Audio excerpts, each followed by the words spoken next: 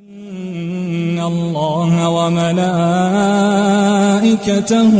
يصلون على النبي يا أيها الذين آمنوا صلوا عليه وسلموا تسليما. سلام الله عليكم ورحمته وبركاته. معكم مي عبد الكريم، مذيعة قناة اليوم السابع الرياضية. مرحبا بكم في قناة اليوم السابع الرياضي، مع الإثارة، مع المتعة، مع الكورة. نبتدي الحكاية. ريال مدريد يعيد الفرح لجماهيره ويهزم ليفانتي 2-0 في مساء أندلسي تتداخل فيه الذكريات مع الطموح. وقف سانتياغو برنابيو شامخا كعادته، شاهدا على فريق يعرف كيف يعود من العثرات.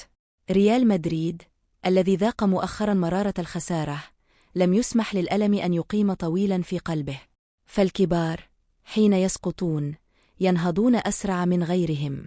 كانت الخيبة ثقيلة بعد ضياع لقب السوبر، وكان الإقصاء من كأس الملك جرحا مفتوحا في ذاكرة الجماهير.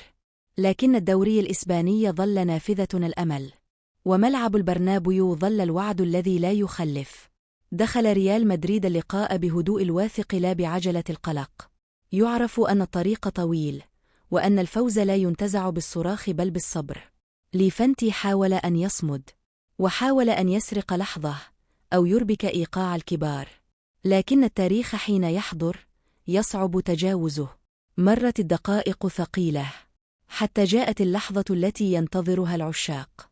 ركلة جزاء تقدم لها كيليان مبابي، لاعب يحمل الحلم في قدميه والثقة في عينيه. سكنت الكرة الشباك، وسكنت معها قلوب المدرجات، وعاد الصوت الذي افتقده البرنابيو طويلا. لم يتوقف الريال عند الهدف، فالجوع للانتصار لا يعرف الاكتفاء. بعد دقائق قليلة ظهر راؤول أسينسيو ليكتب اسمه بحبر الجرأة. هدف ثان أكد أن السيطرة ليست صدفة، وأن العودة ليست عابرة. تحت قيادة ألفارو أربيلو بدأت ملامح فريق جديد تتشكل، فريق يتعلم من السقوط، ويحول الخسارة إلى درس، والضغط إلى دافع. انتهت المباراة، لكن الرسالة كانت أطول من 90 دقيقة.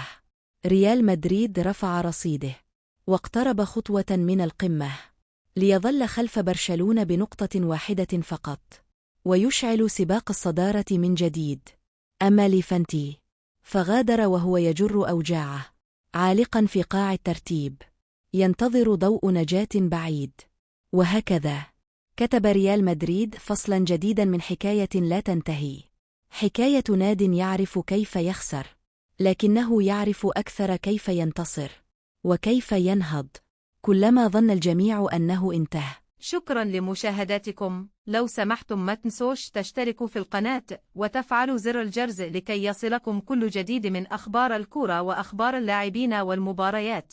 كان في صحبتكم مي عبد الكريم.